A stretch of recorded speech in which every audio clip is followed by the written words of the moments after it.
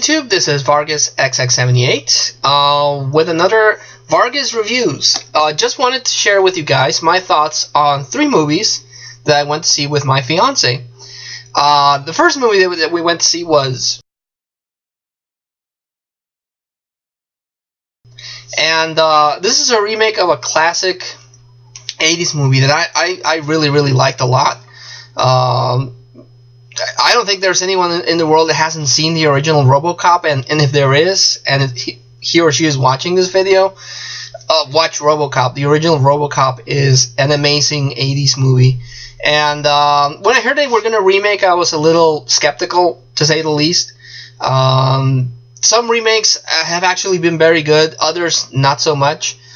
Especially horror remakes. Horror remakes I find are the ones that don't work as well. But action remakes, I haven't been as upset as I thought I would. For example, the Total Recall remake. A lot of people that I know really did not like that movie, but I went to see it and I enjoyed it a lot. So going into the Robocop remake, I wasn't really sure what to make of it. I was hoping that they wouldn't butcher the original one, and I'm hoping it was at least as good as I thought Total Recall was, the remake. But we went into it. I was hopeful at least for the cast, because they had Michael Keaton, who I haven't seen in a movie in a while. The last Michael Keaton movie I've seen him in was White Noise, and that was a while ago. But they also had Gary Oldman, Samuel Jackson. And the guy that plays Robocop in this remake is the detective. It also played a detective in The Killing, and I think he did a really good job in that. So we went to see Robocop, and they changed a couple of things that I didn't like that much, because in the original Robocop, Murphy turns into Robocop because he gets butchered in a shootout. So OCP gets him as a candidate, and that's how they build him into Robocop. In this one, he's dealing with a corruption inside the police department, and some crooked cops that are working with this gang lord put a car bomb, and he blows up, so he gets pretty bad. So that's how they rebuild him into Robocop. It really had a really gruesome scene. Actually, I think it's one of the more gruesomest scenes I've seen in a while. Because right off the bat, Murphy knows who he is. They didn't purge his memories or anything. So at first he has a little bit of a shock when he finds out that he's encased in... Because he thought he was just encased in the armor. But after they explain what happened to him, he wants to see what's really left of him. And the reveal in that, I think, was effective and at the same time incredibly creepy. Because first they take off an arm, then they take off the other arm, and then the feet and the chest area. So all that's left is his head, his brain, his neck, his heart, and his lungs, and a hand for some reason. And that was really messed up. Yeah, that definitely was pretty messed up, but effective. I think it really did show the what that would do to a guy when he finds out that he's basically just a bunch of parts. So that was pretty good. I'll give that movie that. That scene was creepy and effective. But like I said, Murphy starts out knowing who he is. In the original one, he had not only did he have brain damage, but they purged his memories. So Robocop didn't know he was a human before. Murphy knows he's a human. He remembers his family. He remembers everything about him. And then they're training him to be Robocop. But Michael Keaton, who's the president of Omnicorp, this versions of OCP, I think, decides that he's not as effective. So what they do is that Robocop has his visor kind of like opens up. So when the thing opens up, it's Murphy. Murphy's in control. But the minute that the visor kind of closes up, the computer program takes over. So Robocop thinks he's in the driver's seat, but everything's just programming. does everything for him, so that he really doesn't have any control in that, which I thought also was pretty cool. Very interesting the way that that factors in free will, how much control he really had. I thought that was really interesting too. Then they do something really, really stupid. That's other than that creepy scene, which I still think was effective. I think it was really creepy, and the way that Murphy got turned into RoboCop with the car bomb. The other thing that I thought was really, really dumb, that is one big complaint, is before they announce RoboCop to the public, they decide out of the blue that they're going to upload into Murphy's brain the complete database of the police. So he'll be able to determine arrest warrants and see who has priors, everything. But obviously it's a lot of information because they dumped the whole thing into him.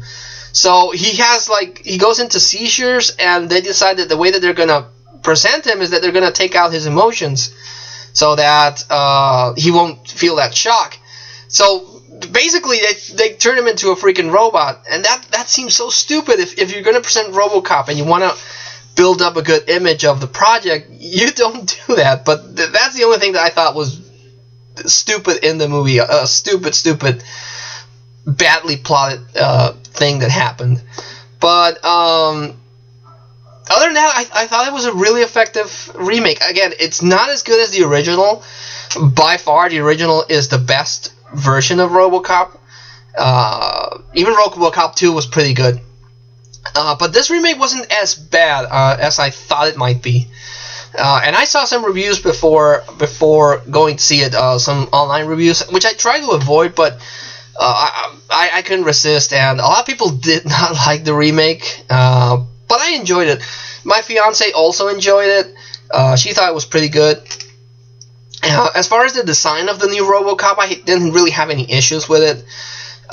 They start off with the classic gray costume, well, the armor's all gray like in the original, and then Michael Keaton says that he would look better more in a more tactical look, so they paint him black with a red visor. So the look of RoboCop didn't bug me. The only thing that I didn't see much of a point was that he had one human hand.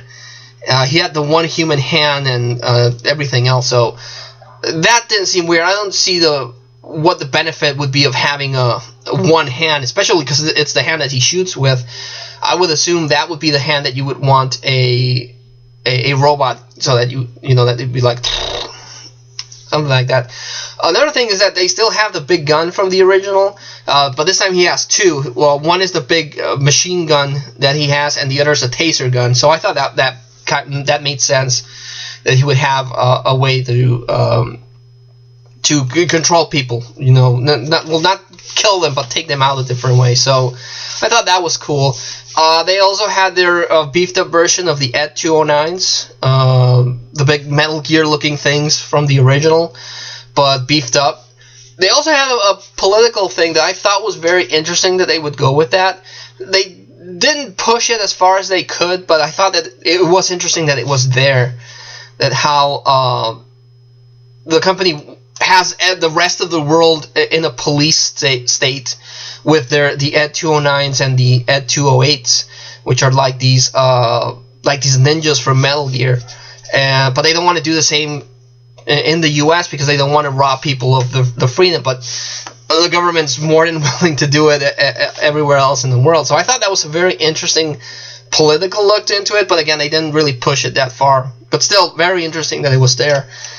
So the movie does have a lot of things that you might enjoy. At least I enjoyed it. I like looking into stuff like that, and I appreciate that it was there. And much like the Total Recall remake, it took elements from the original, but it kind of did its own thing, which is what I like. I mean, if you're going to do a shot-by-shot remake, what's the point?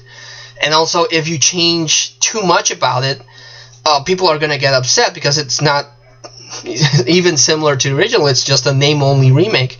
So I like that they take elements from the original and try to make something new, but still keeping stuff from the old.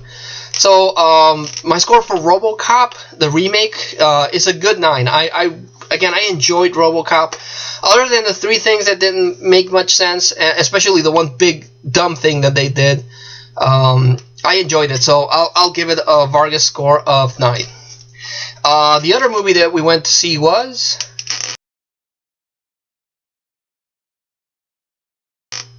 And this is an interesting movie because it's kind of a prequel, follow through, and then a sequel to the original 300.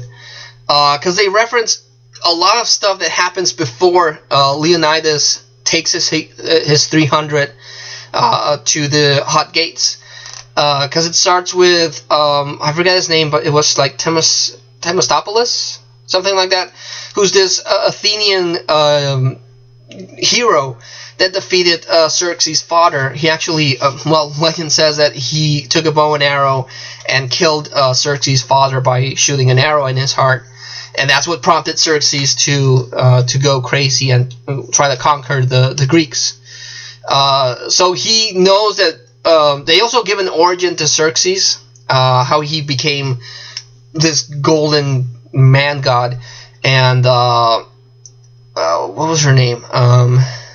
There's this very interesting character that they introduced. By far the best character in the whole movie, whose name I forget. She's played by Evergreen.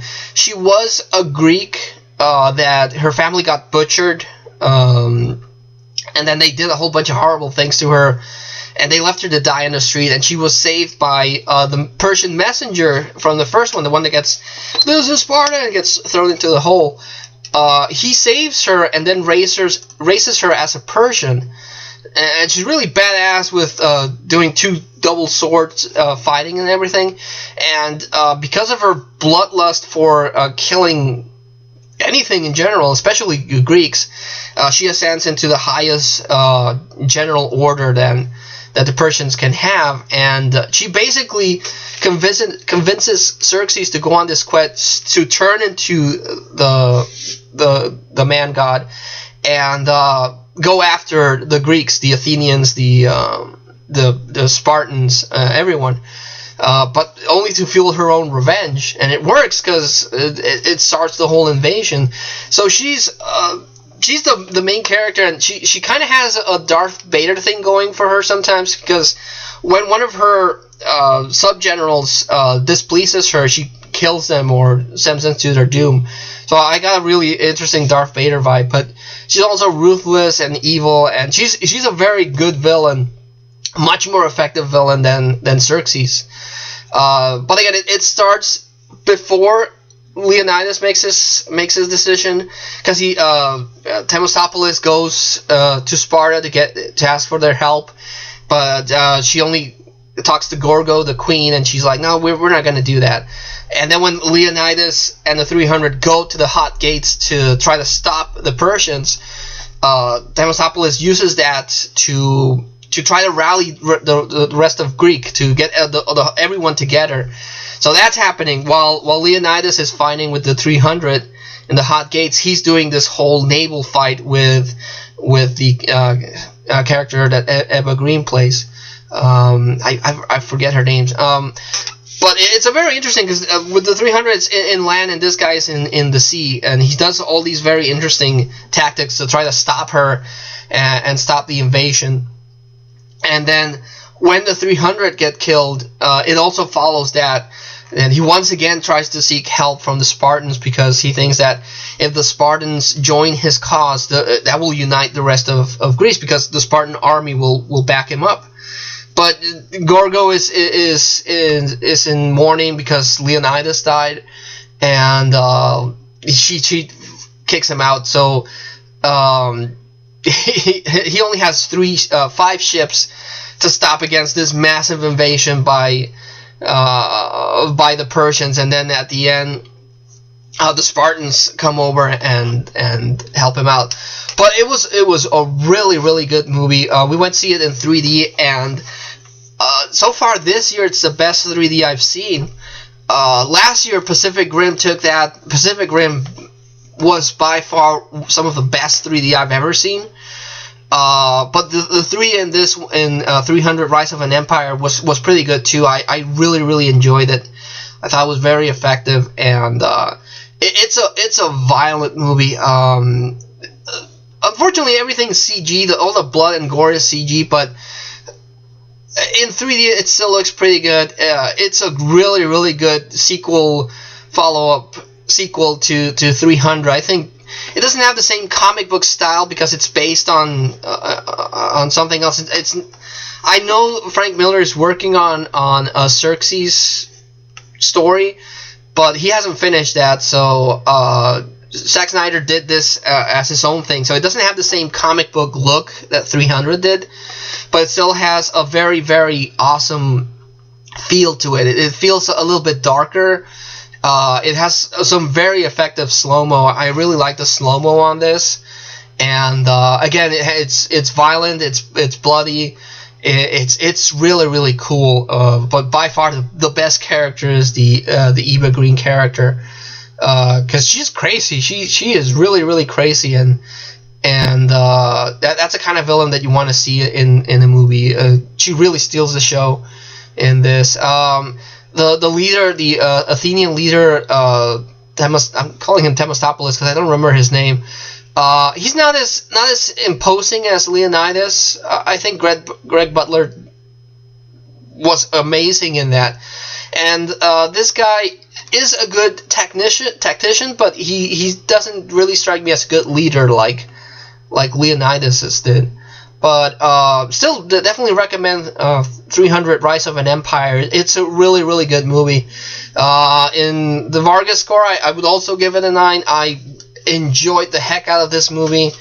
And my fiance also liked it. She actually liked it better than the original one, because she thought it had more story. And it's true, it really does have more story, because there's a lot of politics and a lot of things throughout the movie. So yeah, I would definitely give it a 9, and I would also recommend that you go out and watch 300 if you can still find it in the theaters. The last movie that I'm going to talk about is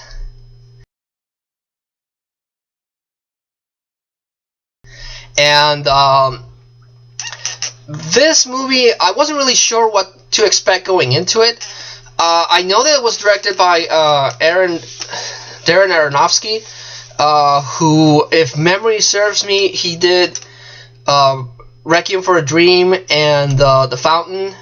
So he has a very interesting visual style. So I knew that was going to be the case, that we were going to watch a very visually interesting movie.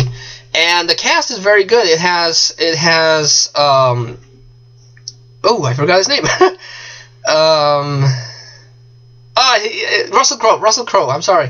Russell Crowe playing Noah. It has Anthony Hopkins. It has I'm spacing out with the names of the people. Jennifer Connelly. Jennifer Connelly is also in it, and Emma Watson. So it's a very good cast, and it's a very very actiony version of the story of Noah.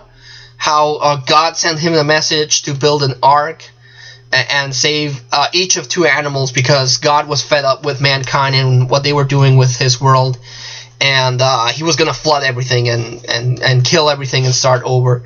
So it's a very actiony movie. The only thing I found weird were these rock creatures. They're supposedly these angels loved God and loved his creation, which was man, so much that they were willing to shoot down from heaven and into the earth. But God was not happy with this, so when they crash into the earth, they kind of fuse with the earth itself.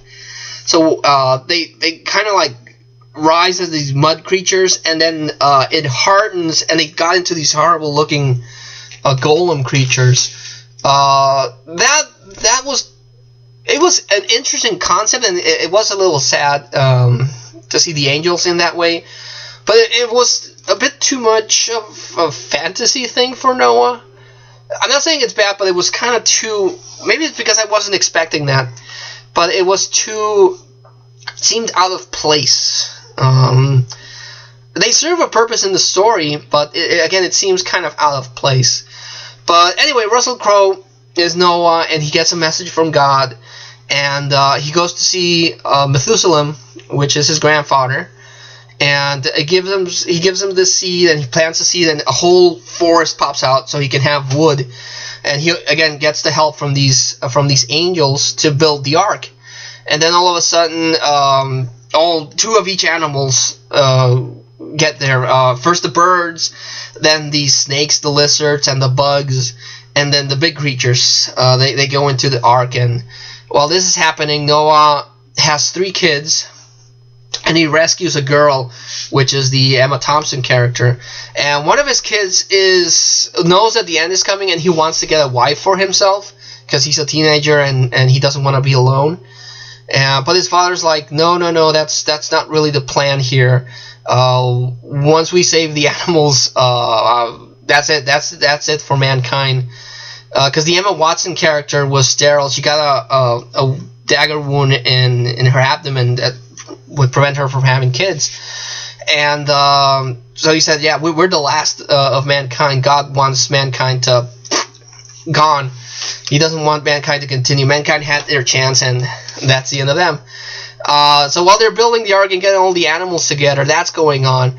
And also this evil king that's the descendant of Cain gets his kingdom together, finds out that Noah's building this ark, and basically says to Noah, "We're taking this because I'm not gonna die, and I'm not gonna let my people die."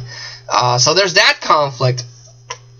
But then eventually the flood comes down, and the rock angels do their thing, and they protect the ark as best they can. And once they get overpowered and killed, they burst out of their rock prisons and go back to heaven because God forgave them for helping out Noah.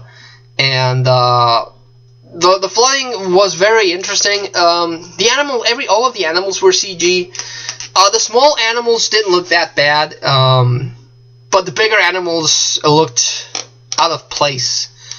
They looked weird, and maybe because there weren't any animals that you would recognize, because again it's in ancient biblical time, so the animals didn't fully evolve into what we know now. So maybe that's the excuse, but still they looked out of place. But everyone gave a really good.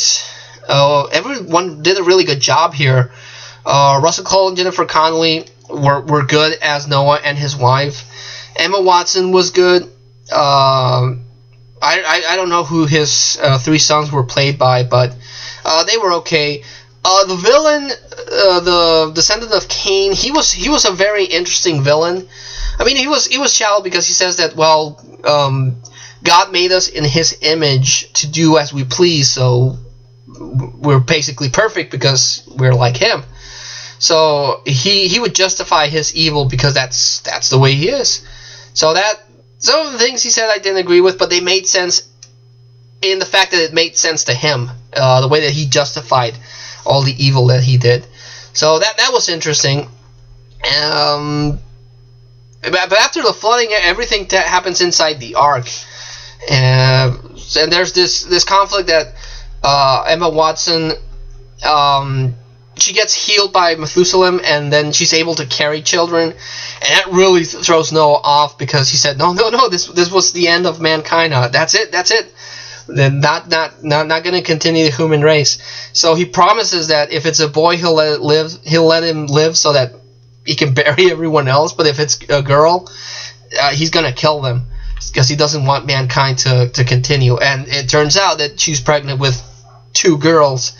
So that's a very interesting conflict at the end because the bad guy comes into play, and Noah goes crazy because he thinks that this is what God wants him to stop the human race. So the climax is very, very interesting.